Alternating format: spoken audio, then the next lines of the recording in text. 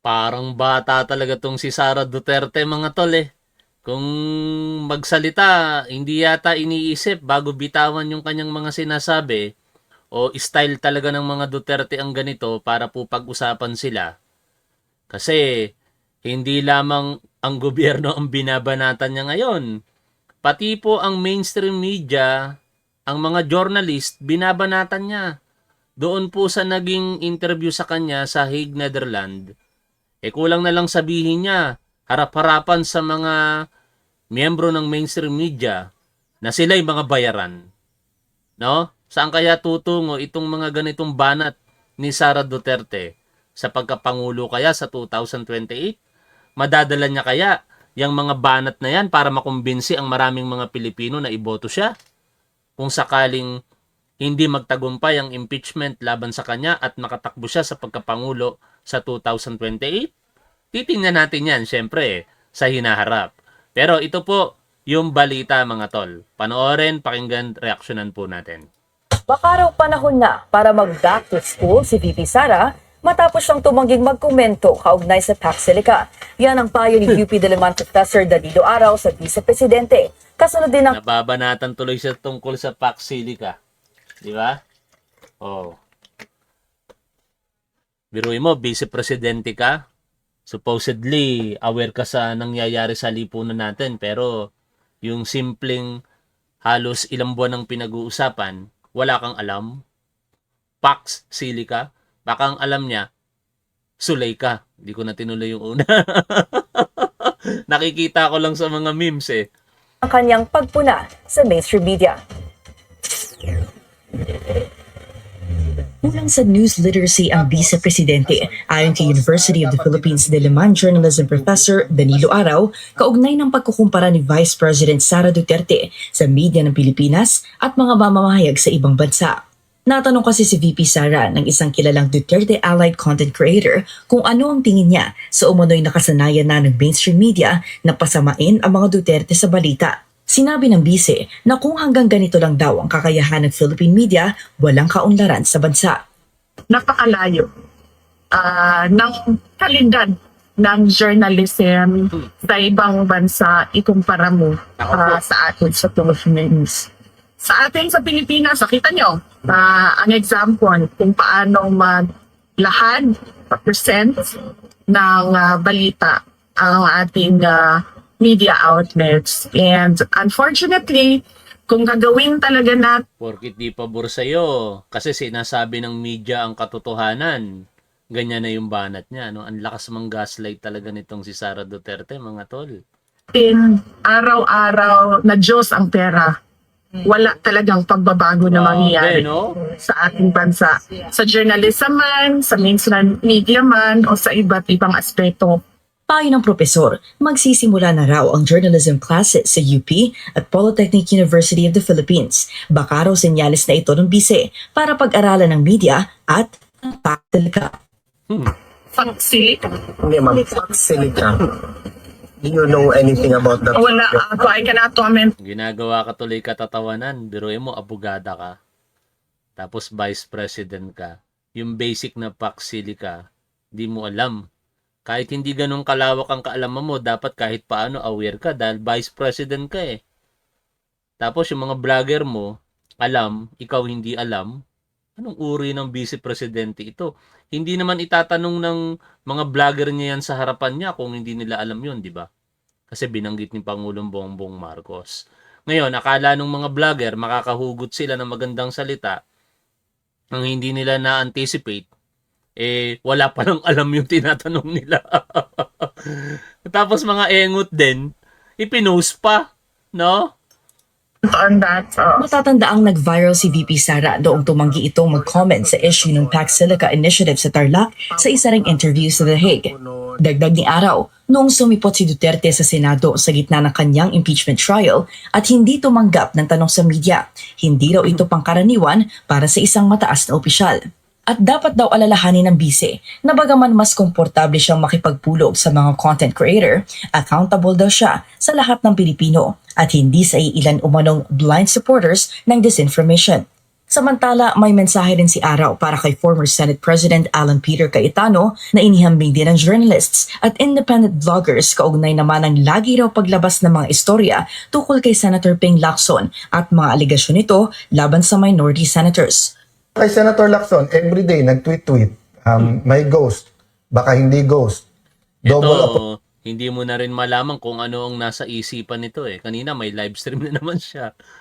Pero sa kanilang natin pag-usapan yon, puntahan po natin yung katatapos lamang o kani-kaninang vlog ni Yusik Claire kasi tungkol din kay Sara Duterte yung topic niya eh. Yan o. BP Sara may mensahe. Hindi kasi makatulog sa kahihiyan sa paksili. Nauubo ako kaya pakinggan natin itong si Yusik Claire dito mga tol. Tingin ko kailangan naman din talaga. Kailangan nating lahat ng Pilipino. Huwag itago, no, kung mayroong kakulangan. Kung may kakulangan, kung hindi abot kaya ng katalinuhan, dapat makita to. Diba? Kaya lang kasi, parang ano naman sila ngayon eh, parang mga bida naman sila. Yung mga tipong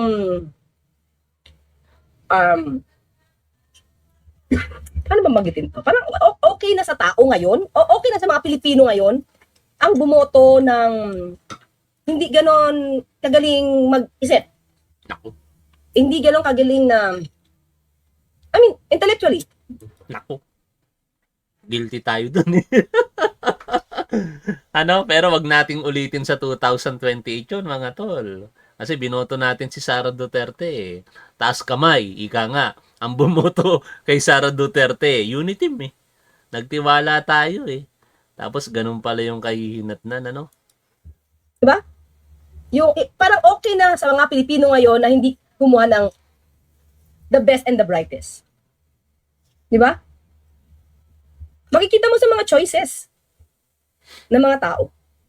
Parang hindi tulad nung panahon ng mga tatay natin, o mga nauna pa sa tatay, mga tatay natin. O siguro mga nauna nga, di ba? Ang pinipili talaga the likes of Jovi Salonga, sino ba? Sino pa ba? Jokno, Tanyada, yung mga dati, si Clara M. Recto, mga ganyan. Di ba? Talagang patagisan, talino sa talino. Ngayon, parang okay sa tao na ang iboto natin yung hindi ganoon. Hindi ganoon yung level. Minsan parang madrama lang. Minsan ayoko naman sabihin kengkoy, no? Pero parang madrama lang. Tapos nagpapakita kunwari ng pagmamahal sa bayan. Pero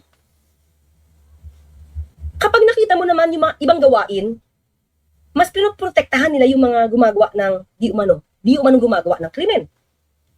'Di ba? So parang hindi, ang tanong ko, issue pa ba ngayon sa Pilipino kung ang iboboto nila ay matalino o hindi? Hindi na eh. Diba? Sa totoo lang, popularity contest ang nangyayari ngayon mga tol. At marami sa atin ang biktima nito. Kung sino yung popular, kung sino po yung hinahangaan natin, yun na kagad yung iboboto natin eh. Hindi na natin naiisip na qualified ba siya. Qualified kasi napakababaw ng qualification sa saligang batas. Pero pagdating po sa competency at integrity, credibility, doon na nagkakaroon ngayon ng question. Competent ba bilang senador?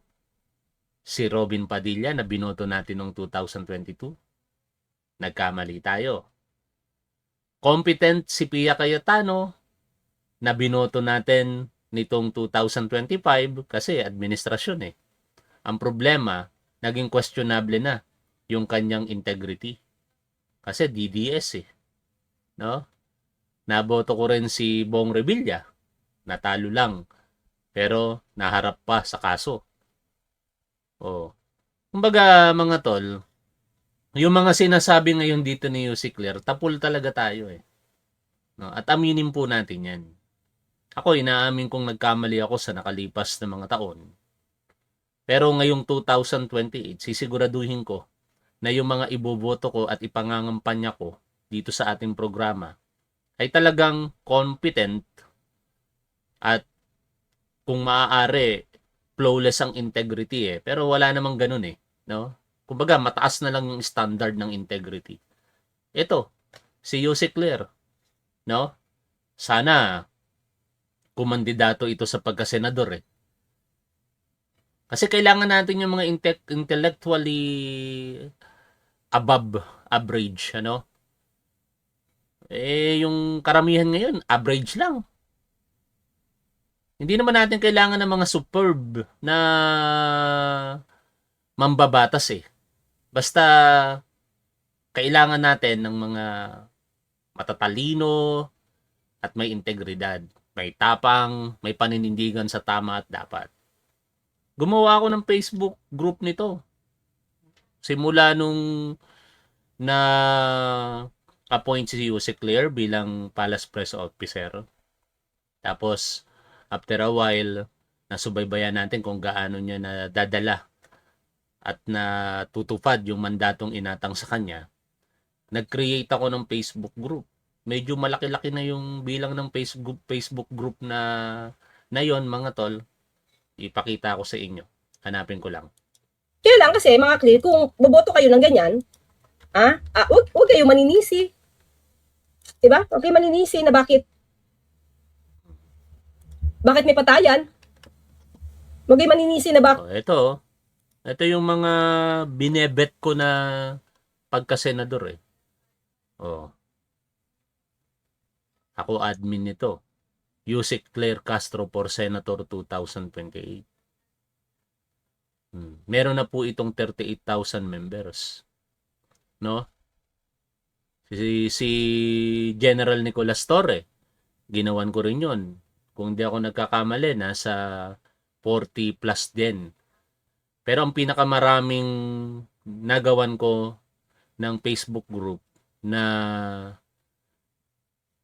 nais ko na kumandidato pero hindi na mangyayari dahil ombudsman na siya ngayon. Si Boyeng Remulla, nasa almost 80,000 na siya na members doon sa maraming mga basher pero mahalaga lumalaki yung community, di ba? Kasi kailangan natin talaga ng mga ganitong uri ng tao, no? The likes of Yussi Claire, General Torre, Gibo Teodoro, Nicolas Torre, hindi mawawala syempre yung kasalukuyang senador na wala namang bahid ng korupsyon at malapit din sa akin si Senator JB Ejercito, no? Even si Director Melvin Matibag. Yan yung mga wini-wish ko ngayon na sana pumalaot sa politika sa 2028 para naman itong nakahihiyang 28th Congress maiahon ng 21st Congress, di ba? Bakit okay lang na parang magnakaw? Kasi napanood dati Pangulo Duterte, parang okay lang. Inaano pa niya, pinagtatanggol pa niya. Harap-harapan. Tinanggap ng tao yung kanyang pagnanakaw. Parang iba yung kultura ngayon ng mga Pilipino. Diba? Hello, Tony Claire, sobrang abangers kami sa'yo kagabi ng nga. Yun po, Ma'am Helen Teresa, nakita niyo po kung ba't wala po ako kagabi. Yun, kasama po natin sila, yung mga batch, no? Pinagpala, saka yung mga great men and women ng NBI. Wow. And of course, nandiyan po si NBI Director Melvin Matibag and the batch president, si Supervising Agent Oliver Baisa. Yan. Apo, paki-shout out sa kanya. Si Ruben at yung apo namin, si Noah, he's really listening with the Olsman. He thought our Rachel.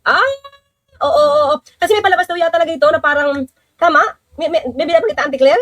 Nama, Ma'am Helen? Hanap ko nga yan. Bigyan niyo naman ako ng link. Gusto ko makita. Pero thank you so much. And batiin ko muna si Sir Ruben. And si Apo na si Noah. Naku Noah, sana nakikinig ka. At saka si Sir Ruben. Okay? At si Ma'am Helen Teresa. Maraming salamat po. Oo. Parang 2 gabi ako hindi ako nakapag-live, no?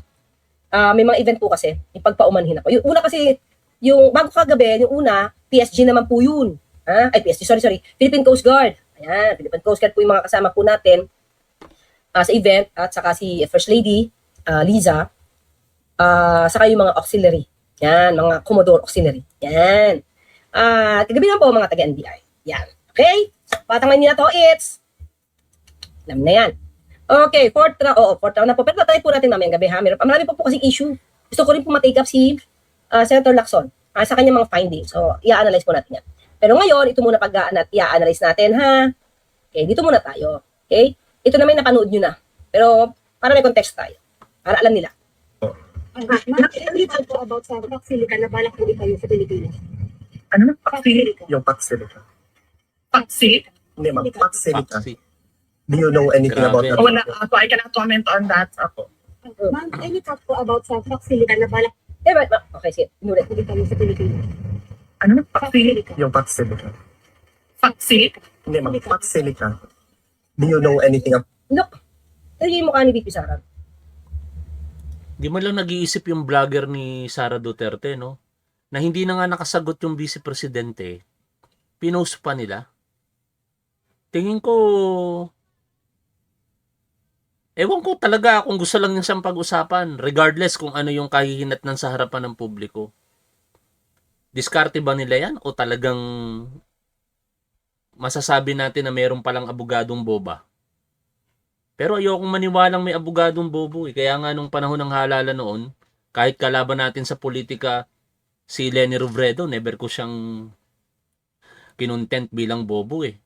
Kasi di ako naniniwalang ang abogada, bobo, napakahirap ng bar exam. Hindi man yan ang pinakamahirap na examination sa Pilipinas, pero napakahirap niyan.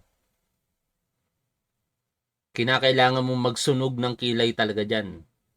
No, hindi sapat ang talino. Kahit matalino ka kapag ka hindi ka nagbabasa, hindi ka papasa sa bar exam, sabi ng mga kaibigan kong abogado. May diskarte talaga. Tiyaga, determinasyon. Parang di natin nakikita kay Sara Duterte yun. No? Kaya minsan nagtataka talaga tayo, paano naging abogado ito eh. Clueless talaga siya, mga kakilala. Clueless. So, di siya makakapag-komento kasi wala siyang alam dyan. Wala siyang idea. Imagine mo mga una pang nag-vlog, yung mga vloggers niya, Oh, live kanina to mga tol. Ang live kasi saka vlog. Pares lang naman 'yun. No? Ang pinagkaiba lang naman ng vlogging, yung mga uploaded video, pwede mong i-edit. Sa live stream, di pa pwede. No? Kaya sa totoo lang, mas humahanga ako sa mga live streamer. Yung humaharap sa camera ng impromptu, walang script, napakahirap nun. No, itong ginagawa natin dito, hindi po to biro. Sa akin nga, medyo nahirapan ako kasi wala akong mga lap track, wala akong mga pang segway, di ba? Yung iba may mga diskarte eh. Habang kang nag-iisip, pipindutin mo yung lap track mo, o kaya meron kang ipapakita sa screen para yung attention ng manonood hindi mawala. Dito kailangan dire-diretso ka. Buti na lamang ka mo kahit paano, may experience ako sa pagtuturo. Kaya sanay tayong magsalita kahit ilang oras. Ngayon, mahina views natin. Napansin niyo 6 na live stream ako ngayon. Baka mag-live stream pa ako mamaya. Kaya ko sa totoo lang magsalita ng 8 oras ng dire-diretso. Kahit iba-iba pa yung mga topic na yan. Basta napasadahan ko, nabasa natin. Hindi naman sa pagmamayabang. Ang punto kasi, may mga kakayahan ang mga live streamer na hindi rin kaya ng mga vlogger na nag-upload, vice versa. Ako sinusubukan ko mag-vlog eh. Nahirapan ako. Parang hindi gumagana yung utak ko pala. Ito, nawi-witness na misis yan. Pag nagbablog ako dito, magbablog ako, magre-record lang ako. Pamali-mali ako. No? Pamali-mali ako. Kaya mas pinili ko na lang maging live streamer. Pero vlogging pa rin ito. Parehas lang po yun. Okay? Balik po tayo dito sa pakikinig sa live stream kanina o vlog nitong si Yusek Clear. natunitulig sa ampak silika. Samantalang yung iniidolo nila, walang ka-idea kung ano yung paksilika. Nakita niyo ba mga clear? Meron, di ba? May binanggit ko na to kanina. Na may nagkomento, ay may gumawa ng vlog.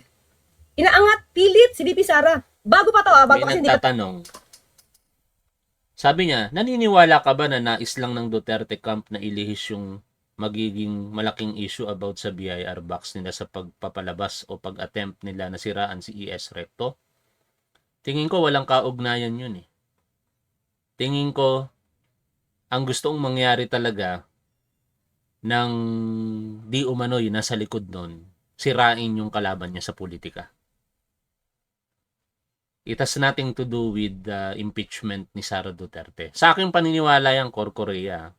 No? Kasi alam naman natin yung pinaghugutan nun eh. Ang tagal nang nagbabangayan ng dalawa na yan. Wala pang impeachment trial. Nagbabangayan na, binabanatan lagi ni Libiste, si Executive Secretary Ralph Recto, at sumasagot na rin si Recto. Kaya para sa akin, sa aking opinion, walang kaugnayan yon. Hindi nila madadivert din naman ng attention ng public sa pamamagitan. Bakit si ES Recto pa? No? Dapat si Pangulong Bongbong Marcos. Kasi kung si ES Recto, wala yun. Hindi yun makakaapekto. Dapat mas level ba? No? Yung at least, hindi naman ganun kasikat si ES Recto. It happens sa executive secretary siya. Tapos naging former senator. Pero sa ngayon, hindi na siya ganun kasikat yung pangalan, di ba? Kaya para sa akin, ano yun, more on personal disagreement, no, sa pagitan ng dalawa na parehas Batanggenyo. Okay, balik po tayo dito. Ito itong itsura ni VP Sara, hindi pa to nangyayari. So, may nag-vlog na para ang dating ay si VP Sara ang o-oppose. Parang gano'n eh. Nandiyan na magiging sanhi ng pag-liquidate daw sa kanya. Nauna pa si vlogger mag-take up ng Paxilica. Na para inaano niya, parang inaangat niya si VP Sara. Ang problema, sa madidibang yung vlogger na yun, na talagang puro kasinungalingan. Lumalabas nung walang kaalam-alam ang Vice Presidente patungkol sa Paxilica. So, paano siya magiging sanhi ng pag-liquidate sa kanya kung siya mismo walang kaalam-alam? Ang tinutukoy dito ni Yusik Claire si Banat Bay yata, ano? Kasi sa thumbnail ni Banat Bay, parang ginamit niya na yung impormasyon na di umano'y ipatutumba, patitira itong si Sara Duterte dahil po sa issue daw ng Paxilica. Eh wala siyang alam. Jamindra Inquison, paano? Paano niya mag-oppose? Paano niyang tutuligsain ang napakalaking proyekto sana nito ng administrasyon ngayon? Wala siyang alam. Diba? So kahit anong pilit gawin na ibang mga vloggers niya para palitawin na ito yung level niya, mahirapan talaga sila. Kasi inuuna nilang iangat si Vice Presidente without asking her kung ano ba talaga yung opinion niya. Diba? Nanguna si vlogger, tapos di niya alam, na walang alam, si Vice Presidente. Diba? So ito mga tignan natin Ito, nagsulat pa rin. Siyempre, kumalat na to, nag-viral na to mga kakli, nag-viral na to na patungkol sa wala siyang clueless. Clueless siya.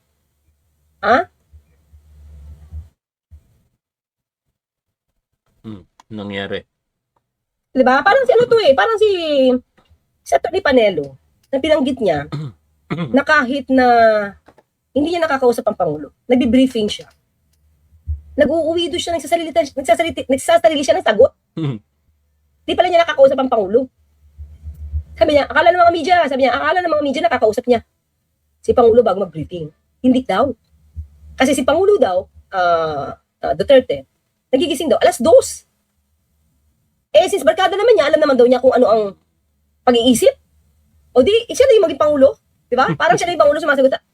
So, MPC, at that time. Isa yun sa maling nangyari, no? Kasi saan ka naman nakakita mga tol? Tanging dito lang yata sa Pilipinas na yung Pangulo ng Pilipinas, tanghali o hapon gigising. Kaya nangyari noon, yung mga cabinet meeting gabi, napaka-improper, di ba? Tingnan nyo yung kinalabasan. Halos ang mga nakapaligid lang din naman kay Rodrigo Duterte ang nagpatakbo ng gobyerno nung panahon niya. Mag-a-agree ba kayo dun sa sinabi ko, mga tol? Matapang sa salita si Rodrigo Duterte. Pero yung mga taong nakapaligid sa kanya, actually, yun ang nagpapatakbo ng gobyerno. Saan ka kasi makakakita na nagpapatakbo ng gobyerno tanghali gigising? Siya lang yata yung Pangulo ng Pilipinas na ganun. Di nyo napansin? Na binubola lang pala kayo ni Atty. Panelo? Di pala galing sa Pangulo yung sagot? Diba? Anyway. Kaya nga yung mga vloggers nangunguna kay VP Sara. Kaya nakikita kasi nungalingan. Dahil wala palang alam si Vice Presidente. Ngayon, ito mga clear. Alvin, sabay sorry dahil sa batikos na inabot nito dahil sa isang panayamson. Sabay sorry para sa crimes against humanity dahil sa war on drugs ng Duterte administration. Nagpasalamat siya sa nag-organisa ng pagtitipon. Sabay sorry dahil sa batikos na inabot nito dahil sa isang panayam sa bise na naka-upload online. And, ayun ba yun? Ganun ba karami yung nag-rally? Para bring Duterte home? Diba? Yan Dahil sa isang panayam sa Okay. Sige. bise na naka-upload online. And Alvin, na nawalan ng tulog dahil Hindi nakatulog. Takot. Hindi nakatulog yung nag-upload. Natakot? Mga clear. Pero, bilang Pilipino, Bakit di nakatulog? No? Hindi ko napanood to ng buo eh. Bakit kaya di nakatulog yung Alvin? Nag-alala kasi katangahan ng pinairal niya? Kasi mga tol, kung ako political advisor ni Sara Duterte, pagagalitan ko talaga yung vlogger na yun. Bago mo in-upload, di ka muna nagtanong sa akin. Tingnan mo yung naging consequence. Patakot-takot na paliwanag sila ngayon. Pinalalabas pa nila na out of context daw yung pagtanggap ng tao. Tapos pinalalabas pa nila na humor lang daw yun. Walang sense of humor to si Sara Duterte. Hindi yan katulad ng tatay niya. di ba? Vlogger ka. Sino man dyan? Di ba? Di mo kailangan itago yung katotohanan na nangyari. Nangyari yan eh. So, bakit hindi makatulog? Kung yun naman isisiwalat niya sa taong bayan, yung katotohanan, yung realidad, para obligasyon mo din naman ipakita kung ano nangyayari. Diba? Para makita natin kung anong klaseng anong klaseng leader meron tayo, anong klaseng vice presidente meron tayo. Siguro mga kapatid kasi andas niya talagang mag-abroad eh. Ito siguro yung nakukuha kaya ito yung napapala. Ito yung nangyayari sa mga taong hindi talaga nag-aaral. Diba? Sabi nga ni meron ako nakita isang vlogger din. Sabi niya, inamin niya naman na hindi siya ganon kagaling. Pero binasa niya kung ano to. Para mag-idea siya, paano to, Paxilica. Diba? So, dahil pa nila, yung vice presidente, parang walang pakialam. Sa issue ng bayan, kaya nga, yung 20 pesos na bigas, yung mga tinutulong sa mga magsasaka, anong ginagawa ng gobyerno? Yung pabahay ng gobyerno, ng pamahalaan, ng administrasyon, dyan sa Davao City. Kung paano nagkaroon ng baha sa Davao City, parang wala rin naman pakialam. Diba? Wala rin eh. Thank you, Nelia Pasyon from Hong Kong. Tuloy. Merong hindi makatulog na guilty? Tingin ko dapat hindi siya mag-guilty kung katotohanan naman yung pinakita niya. Katotohanan to, hindi pwedeng itago. Huwag kayo magtago ng katotohanan para makita naman namin kung ano talaga ang vice presidente. dahil sa Paxilica. Diba? Tuwan-tuwa pa sila na yung kailang iniidolo, walang alam tungkol sa Paxil. Pero anyway, tingin ko sa lahat halos na issue ng bansa. Maisingit ko lang to, meron palang Okta Research survey para sa pagkasenador. Kababanggit ko lang kanina ng mga pinipili natin, Pero sana totoo ito no? Kasi ako naniniwala ako kung si General Torre ay tatakbo sa pagkasenador, sigurado mananalo to Etong si Yusek Clear, naniniwala din ako. Kasi DDS lang ang hindi boboto dito. Sa totoo lang mga tol. No? Ang mahirap lang pagka maraming mga naglaban-laban. Siyempre, mahahati pa rin yung boto. Pakita ko sa inyo They yung cannot respect pakita ko sa inyo yung survey na nakita ko, no. a no comment. You should not lose sleep over it. Kung hindi marespeto, di nila marespeto yung no comment niya. Mga kli, hindi naman yun eh. Hindi naman doon sa no comment niya nagkaroon ng problema, di ba? Yung punto na hindi mo alam. Gaslighting, di ba? Gaslighting na naman. Ito, isingit lang Kaya natin mga dapat, tala. sabi, Isingit lang natin ito. Yan. This is bad. No? Ito yung pinapaliwanag ni Yusik Claire kanina na marami na talagang mga Pilipino ngayon ang hindi na nag-iisip. No? Pero mo nangunguna sa voter preference for sa Senate elections si Robin Padilla. Wow. Si Rapi Tulfo, Alan Peter Cayetano, Grace Poe, Vico Soto, Loren Legarda, Manny Pacquiao, Duterte Pulong, Ben Tulfo, Abi Binay. Parang hirap na rin paniwalaan talaga ng survey. Ito nga si Binay, natalo eh. Si Ben Tulfo, natalo eh. Si Manny Pacquiao, natalo. Jinggoy Estrada,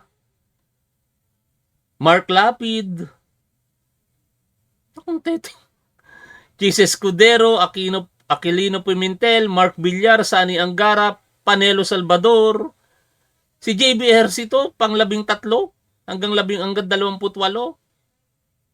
Unasan, Philip Salvador, tinalo pa si General Torre. Anong kalokohan to?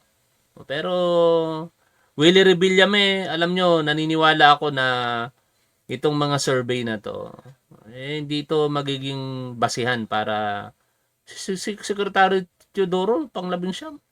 Kiel Jokno, si Yusik Claire, pang 25. Nak ng teteng naman yan. Ano nang uri? Meron tayong butante. Ha? Okta Research po yun, Okta Research. sabi niya na, di mo naman kasalanan. Dapat sinabi niya, no? Di naman kasalanan ni Alvin kung wala siyang alam. Pasensya ka na, Alvin, kasi hindi niya alam. Diba? Tinanong niya, sana Alvin, hinanda mo ako. Yan. Hindi mo kasalanan kasi hindi ako nagbabasa. Hindi mo kasalanan, di ba? Hindi niya kasalanan. Oo nga naman, ano? Ha? Hindi rin kasi nag-iisip yung Alvin eh. Hindi, pinaka-basic talaga doon common sense yun, mga tol. Napaka-common sense nung para sa vlogger dapat na hindi na nga nakasagot yung tinatanong mo tapos in-upload mo pa. Kaya para tuloy for the views lang siya eh. Pero di ako naniniwalang for the views kasi yung Alvin Tourism na yon, mga tol. Meron bang YouTube channel yon? Alvin and Tourism. Meron bang YouTube channel yon? Oh, eto siya, di ba? Kasi kung for the views siya, hindi naman ganun kalakas ang kanyang YouTube channel. Ang buhay kasi ng vlogger ngayon, mga tol, nasa YouTube. Yung mga content namin sa Facebook, wala, barya-barya na lang po yun. Wala nang buhay sa Facebook ngayon. Sa TikTok, wala namang monetization. Affiliate lang kung tawagin. No? Kaya, unang-una, siguro mayaman tong Alvin and Tourism para makapag pasyal-pasyal dyan sa Netherlands, makasakasama lagi.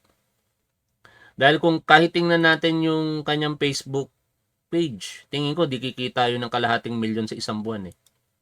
No? Eh, biruin mo, madalas kasama, paroon pa rito. Sinong nagbabayad sa transpo niya? Sa airfare, accommodation, lahat. No?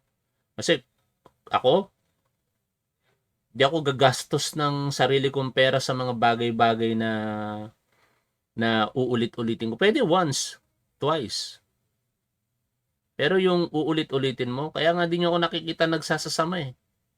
Kasi gagastusan ko yan eh. Imbis na igastos ko, dito na lang ako sa bahay. Parehas lang din naman, makakapag-live din ako dito. O, makakatipid pa ako.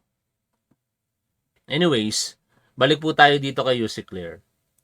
Kasalanan kasi hindi siya nagbabasa, di ba? Hindi niya rin kasalanan, hindi rin kasalanan ni Alvin na hindi ka nagsisearch. Hindi rin kasalanan ni Alvin na hindi ka marunong mag-computer. Kaya ang hirap sa'yo mag-research. Or, di ba, hindi nga siya nakikinig ng SONA. Mga ka-clear. Kung nakinig siya ng SONA, nagkaroon pa siya ng idea. Di ako naniniwala doon, Yusik. Oo, pasensya ka na. Di ako naniniwala doon. Nanood ng SONA si Sara Duterte nung unang SONA ni Pangulong Bongbong Marcos eh. Teka lang Sara remarks on PBBM SONA persona. Tignan niya natin yun. Ito ulitin natin to. Kaya di ako naniniwala doon sa sinabi ni Yusik eh. Na kung nanood, may maisasagot. Kahit nanood yun, Yusik, pasensya ka na po. Walang maisasagot yun kasi ito ang patunay eh. Once again, to everyone. First off, I'd like to thank our Department of Finance, the Bangko Sentral ng Pilipinas, PICC, for organizing this post-SONA briefing of the Cabinet Secretaries for our business community and for the entire country. Thank you very much for this opportunity to speak before all of you and explain the respective work that our cabinet secretaries and our departments need to do during the administration of President Marcos.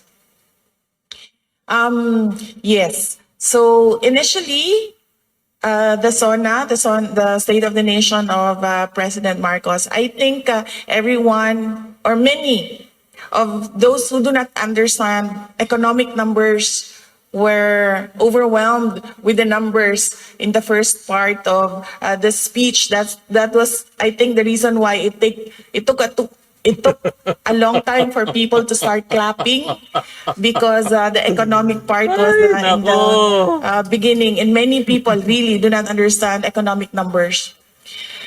But another observation of mine was immediately after the speech of the president. While I was going home, I was talking to one of our writers in my office, and I told him that I really liked how the speech was written because I do not write that way, and I truly appreciated the form that that speech was composed. And as a cabinet secretary and one who is the other half of the unity team, I would say that the State of the Nation of address of President Marcos was on point and perfect. Thank you. Anak ng teting na yan. Yusek. Kaya di po ako naniwala sa sinabi ninyo eh. Naku, napanood niya, makakasagot siya. Diba? Kaya, hindi niya yon. Tingnan lang ni Alvin yun. Kasi sila Alvin, updated sa news. Ang Vice Presidente, hindi. Diba? Oh. Ang tinutukoy ng Vice ay ang paghingi sa kanya ng komento tungkol sa Pax Silica, ang pinag-uusapang pagpatayo ng Amerika ng isang artificial intelligence hub sa New Clark City sa Tarlac. Any thought po about sa Pax Silica na balak po itayo sa Pilipinas? Ano na? Pax Silica. Yung Pax Silica. Pagsi, Hindi, Pax Silica. Do you know anything about that? wala ako, I cannot comment on that. Diba? Hindi naman yun sa hindi ka na-respeto na no comment. Nakita na wala kang ka-idea patungkol sa mga proyekto ng gobyerno. Tapos, ang lakas mong mamintas. Diba? Ang lakas palabasin na siya yung savior. Na siya ang tamang leader para sa Pilipinas. Grabe, no? Tapos Pax Silica, ang tagal ng, mas pinag-usapan to kailan to, nung nagkaroon ng meeting. Actually, before pa napag-usapan yung Pax Silica Lumalabas na yan sa internet Puro negatibo kasi nga, meron yata ang nagpapapropaganda na dapat ayawan ng Pax Silica. Yung nagpapapropaganda mo, alam na yung maapektuhan ang mga negosyo. Diba?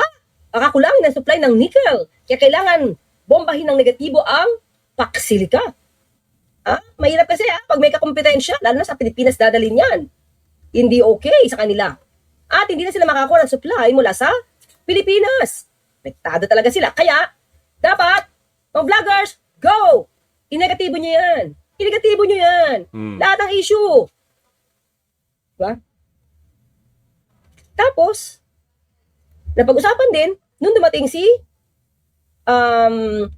State Secretary, tama ba? Secretary of State, Rubio, nung nagkaroon ng pag-meeting with the President. Diba? Tapos wala pa rin siya alam. Nabanggit din ng Pangulo sa SONA. Kakahiya talaga mga tol. Ulitin natin to. Nakakahiya ito. Our Department of Finance, the Bangko Sentral ng Pilipinas, PICC, Cabinet Secretaries, for our business. Thank you very much for this opportunity to speak before all of you and explain the respective work that our cabinet secretaries and our departments need to do during the administration of President Marcos. Yes. So initially, the State of the Nation of Doon ba nagtatrabaho si yung Alvin? Mabuti naman kung doon siya nagtatrabaho. President Marcos. I think everyone or many of those who do not understand economic numbers were overwhelmed with the numbers in the first part of the speech. That was, I think, the reason why it took a long time for people to start clapping, because the economic part was in the beginning, and many people really do not understand economic numbers. But another observation Grabe kasi of mga mine tol. was No? Nai-imagine ko yung ilang kong mga estudyante na hindi nag-aral sa nakikita ko ditong nagsasalita. Alam niyo nung ako po yung nagtuturo pa sa kolehiyo, napakahigpit ko. Terror teacher ako talaga. The moment na magpa-graded recitation ako, dapat prepared ka. No? Sungit ako sa loob ng klase. Takot sa akin ng mga estudyante ko eh. Ganyan na ganyan kapag trying hard sila. Pipilitin talagang sumagot. Pero alam mo nang binobola ka. Kakautal-utal na kung ano-anong sinasabi. Nak ng teteng na yan. So lahat yan, mga clear, lahat yung mga pangyayari niya, di siya updated. Diba? Teka lang, may nakita pa akong pangalan. Nasaan na yun? Ito si Philson Red from Michigan. Yan. JP and Josh ng Botolan, Zambales. Yan. From Philson Red. Yan. Dito na si Tatay Gis. Okay? And Elito. Ngayon, hindi makatulog si Alvin dahil nag-viral at lumabas ang totoong VP Sara. May masama ba doon kung makita yun? Diba? Kung matagal naman ang gano'n si VP Sara, lagi naman no comment. Diba?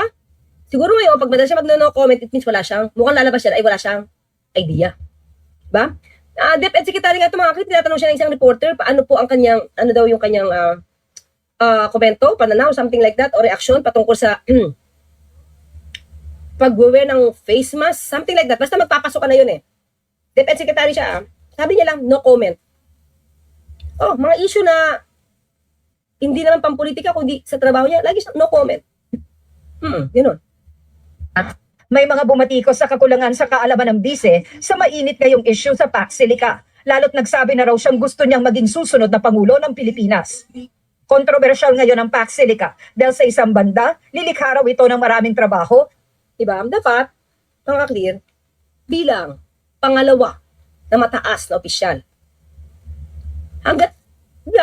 Dapat meron kang katabing researcher eh. Lagi kang binibriefing, alam mo, ito mga clear. Si Pangulo, lagi yan nanonood ng news. Siyempre, may mga pagkakataon na pag may event, paghapon, may meeting, hindi na siya siyempre nakakapanood kung ano nangyayari within that period, di ba? Kasi nasa labas siya nagtatrabaho, pagdating sa Malacanang, may meeting.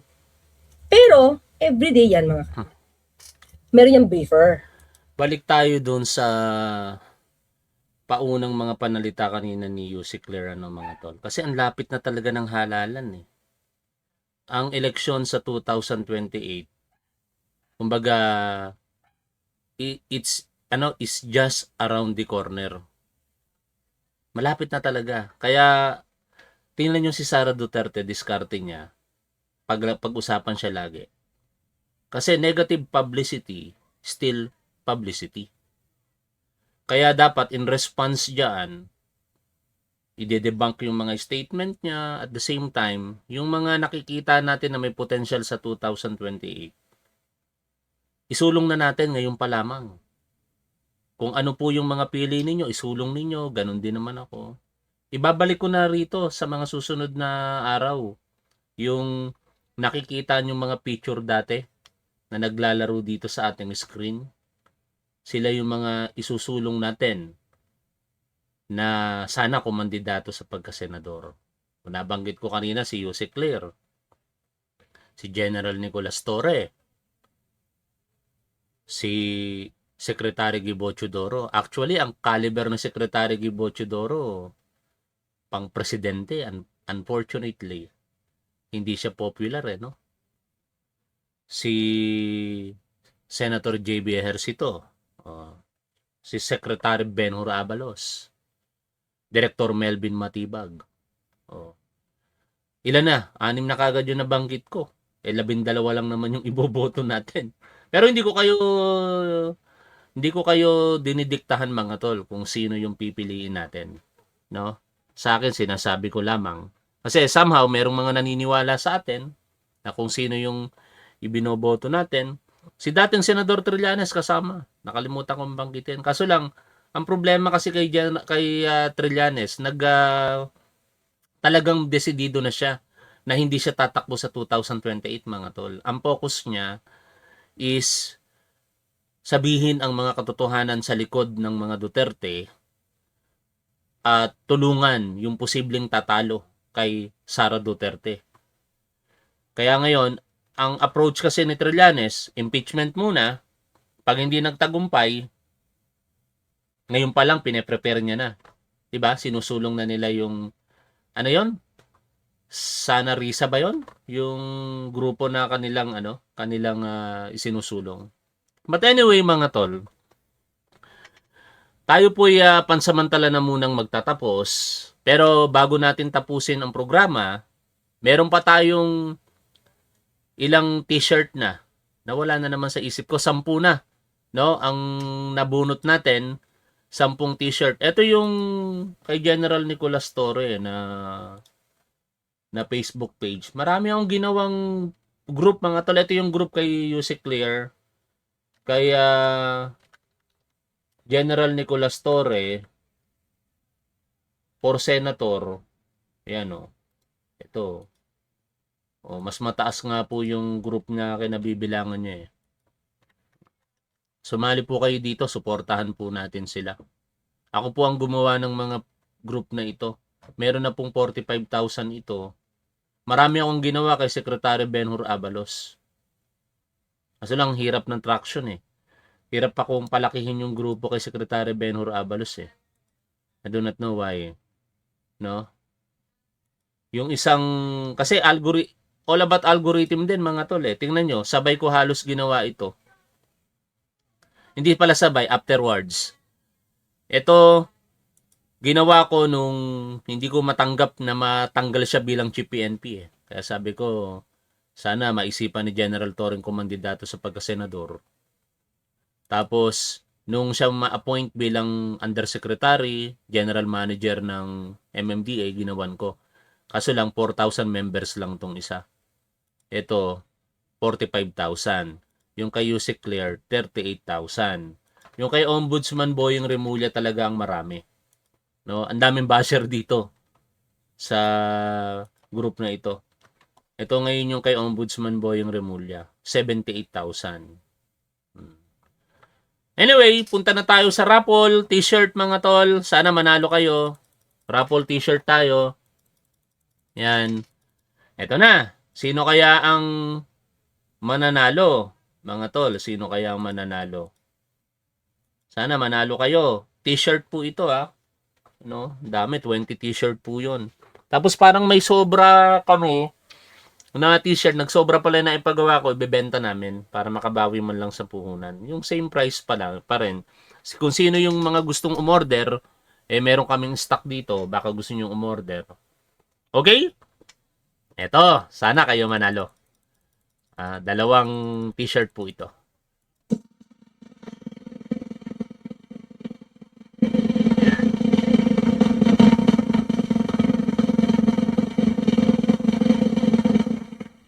Carmela Vergara. Carmela Vergara. Yan. Pang-11 to. Okay? Next.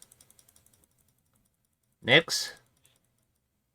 Ang mga kasali lang po dito yung nag-entry nung July, no? Kasi sila po yung July nag-entry. Ngayong August wala pa po tayong ang raffle natin August 31 pero wala pa po akong ginagawang mechanics.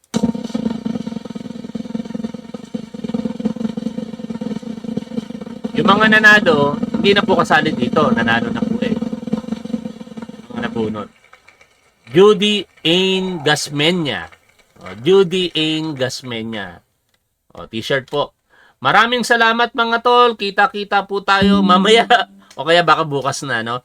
Salamat po sa patuloy ninyong suporta sa ating programa. Kahit kumukonti tayo ngayon, still sustainable pa rin po itong ginagawa natin.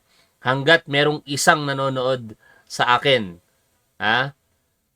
hindi tayo titigil sa ginagawa natin. Kaya ibig sabihin nun, hindi po tayo titigil dahil naniniwala ako na marami sa inyo ang patuloy na susuporta kay Top 1. Kahit 100 na lang tayo. Sa ngayon, mabot pa rin tayo ng 500 eh. Kanina, 100 plus lang yung nanood kay Top 1. Ano kaya nangyayari sa YouTube ko, no? Hindi ko nakukuha yung algorithm eh. Anyway, shout out po sa inyong lahat. Lagi po nating tandaan kung ano ang tama at dapat doon po tayo. Keep safe. See you always. Bye for now, mga tol.